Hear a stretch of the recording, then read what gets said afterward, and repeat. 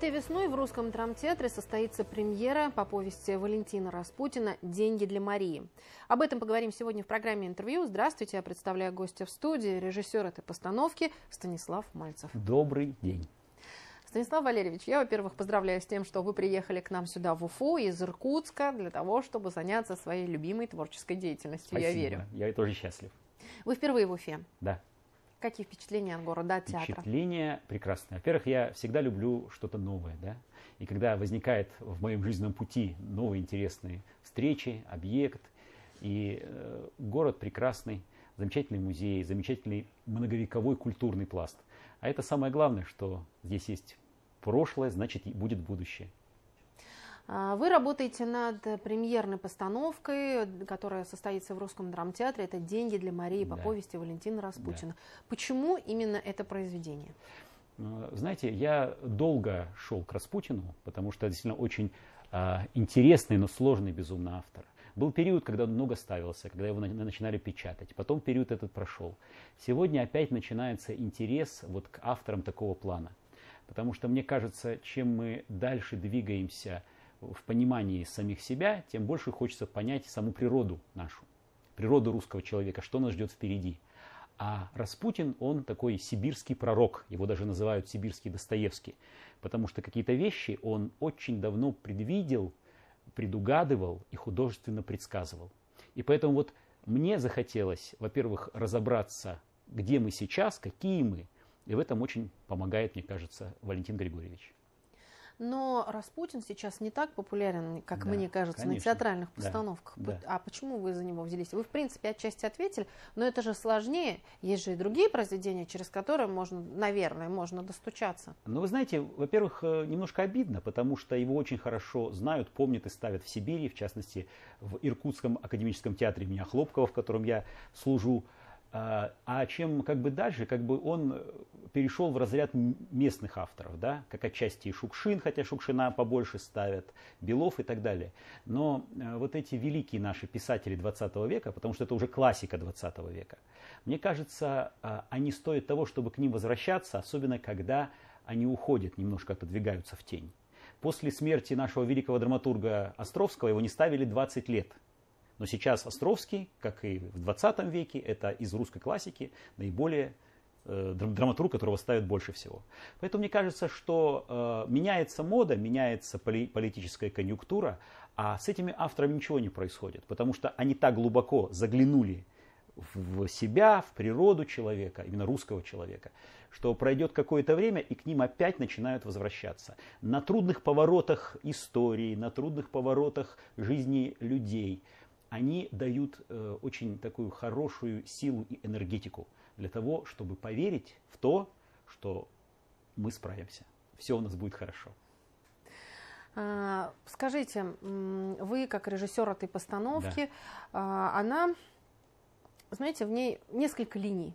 Да. И такое ощущение, что противопоставление именно вот есть деревня, сельские жители, и есть городской мегаполис. Вот он, мегаполис, в котором живут другие люди. Или нет? Нет, вы знаете, это не главная тема, я думаю, у Распутина. Все-таки, конечно, он в основном опирался на людей деревенских в своем творчестве, потому что он это лучше всего знал. Но он много лет уже жил в городе, в Иркутске. Он закончил Иркутский университет, потом жил в Москве. То есть он знал все стороны нашей жизни. И, скажем так, его волновала корневая природа человека. То есть деревня, как такой консервативный и традиционный уклад, как он начал меняться в 20 веке. То есть как не просто деревня начала меняться, а как стал меняться человек как таковой. Но это легче всего было увидеть на фоне людей деревенских, да, которые еще цивилизация не дошла до них так сильно. И вот когда он начал рассматривать своих современников, себя, наверное, отчасти, сразу стало видно, что же происходит с самой природой человека. Какая идет подмена понятий, да? В чем мы остаемся традиционными, а в чем на нас начинают влиять уже ветра, которые не стоят того, чтобы они на нас влияют. Цивилизация, новый век, они начали на человека очень сильное такое влияние, и вот он этот момент уловил и художественно отразил. И мне кажется, это интересно, потому что его взгляд, это немножко взгляд уже даже в 21 век. Как вы как вы передаете именно произведение Распутина? Потому что там очень много в самом произведении, в самой повести размышлений, монологов. Ну, вы знаете, это очень непросто, опять же говорю, потому что всегда для того, чтобы воплотить на сцену прозу, это очень интересно, потому что это другой объем. В пьесе это реплики, да, реплики персонажей, и там уже ты можешь их как угодно складывать. Проза это еще и объем в смысле и информации, и текста, который надо как-то оживить, да, как-то сделать его действенным. Поэтому, конечно, я, поскольку брал за основу инсценировку самого Валентина Григорьевича, но все равно я из повести добавлял текст, вносил решения постановочные, и поэтому это не будет скучно, я вас уверяю, потому что мне кажется, что те вопросы, которые мы через наших героев задаем зрительному залу, будет интересно на них ответить всем. И вот это самое главное. Какие вопросы? Вопросы, они очень простые. Вот вопрос, который звучит у Распутина в этой повести все время, а что же дальше? Ну, кого человека не волнует, а что же дальше? Да? Вопросы о том, неужели деньги сегодня в нашей жизни имеют такое значение, что они стоят выше всего и определяют нашу жизнь. Много-много вот таких вот вопросов, которые сегодня, мне кажется, нужно задать нашим современникам и вернуться к главному, что в нас есть. А в нас есть очень много хорошего, очень много правильного. Просто это не надо забывать, и от этого нельзя уходить. Нам, каждому человеку отдельно, и нам, как нации в целом. Станислав Валерьевич, вы приехали сюда в Уфу из Иркутска, Да. и новая труппа, поэтому Да. само по себе произведение непростое, а тут еще новый коллектив. Как удалось? Коллектив прекрасный. И когда люди талантливые, всегда легче они находят общий язык друг с другом. Я сейчас не говорю не о себе, а о труппе. Вот. Конечно, мне пришлось попотеть, потому что я не знал этого коллектива. Я посмотрел какие-то спектакли по видео, я советовался с руководителем театра. Я, так сказать, приехав, не сразу сделал распределение, а где-то неделю посмотрел спектакли и убедился, что есть главные герои, есть те, кто будут играть другие роли. То есть в целом мы месяц работаем, ну, пока интересно, а там посмотрим. В современном театре сейчас такая минималистичность в декорациях. Да. Вот как здесь вот удалось это? Как здесь решили обойтись? Ну, я приехал не один из Иркутска, поскольку со мной приехали те люди, кто Валентина Григорьевича знали. Это главный художник нашего театра, который сценограф этого спектакля и художник по костюмам, опять же, из театра Хлопкова. И здесь надо было найти тот самый образ, который бы, ну, соответствовал то, о чем мы задумали. То есть та точка, поскольку в спектакле будет как раз очень много смены мест действия, поэтому надо было придумать, как это, какой будет основной образ спектакля. Мы его придумали, мне кажется, это будет интересно. Рассказывать не буду, пусть зрители придут и увидят. Но есть у Распутина символика, да, есть такие вот герои, которые передают настроение. Ну, вот, например, есть у него ветер, да, который дует, да, там световые, вот свет, фары от машин, самолеты. Да, как решили этот вопрос? Вы знаете, он писатель, художник апокалипсиса. Вот это предчувствие как бы конца света, да, и нас он зовет отойти от этого края, от этого конца света. Вот то, что у него природа, ветер, сама природа как бы участвует в жизни людей и либо сопротивляется, да, либо наоборот помогает человеку. То есть жизнь природы, жизнь планеты, жизнь человека для него это единый организм. И вот то, что происходит здесь, во-первых, у него действительно очень много символики. У него зачастую не называются даже персонажи по именам. Ревизор. Там персонаж такой, да, то есть очень много таких символов, и поэтому я его не считаю бытописателем 20 века. Он перешагнул уже эту черту, как Гоголь. Нельзя назвать Гоголем бытописателем 19 века. То есть он заглянул в какие-то такие образы и бездны, что уже ты понимаешь, что это туда, дальше. Это не просто сценограф своего времени, да.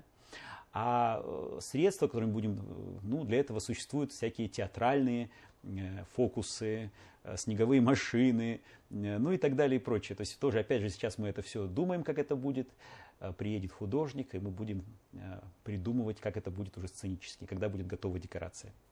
Станислав Валерьевич, Да. наверное, я задам вам еще один вопрос, и, может быть, он будет такой немного даже провокационный, но я не могу не спросить. А вы думаете, общество готово принять Распутина?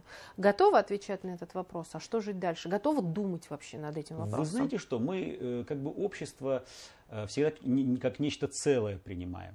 Всегда, ну, извините, но есть те самые люди, которые ходят в театр. Особенно те люди, которые ходят в него регулярно. Я считаю, что это элита общества. И вот у меня двое детей, близнецы по 10 лет. Я им всегда читал книжку немножко на вырост. Я не читал не только то, что они сейчас могут понять, а то, что они прочтут и задумаются. Вот мне кажется, что то, что этого автора давно не было на сцене, это прекрасно. То есть это будет открытие старого автора. Да? Во-вторых, люди, мне кажется, мы можем только, как и Распутин, чуть-чуть угадывать, предугадывать, что, а может быть, это как раз сегодня и нужно.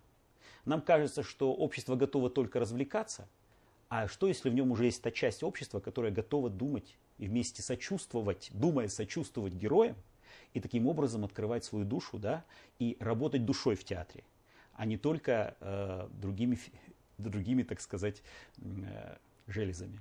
Поэтому мне кажется, что мы немножко недооцениваем людей и обобщаем. А вообще, если это будет интересно, заразительно и убедительно, то, мне кажется, все будет правильно.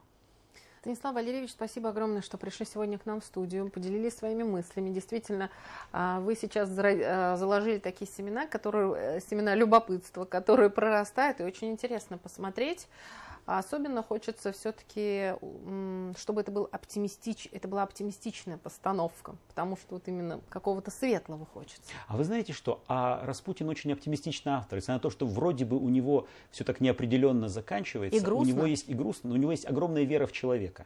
Потому что если бы он не верил в человека, он бы всего этого не писал, и не было бы этого света внутри.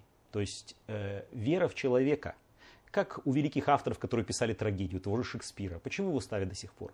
Потому что там есть вера. Вера, что я пишу это для того, чтобы человек, которого я люблю, стал еще чуть-чуть лучше. Мне больше нечего добавить. Спасибо. Спасибо огромное. Это была программа «Интервью». Сегодня в гостях у нас был Станислав Мальцев. Это режиссер премьерной постановки в Русском драмтеатре «Деньги для Марии». Спасибо, что были с нами.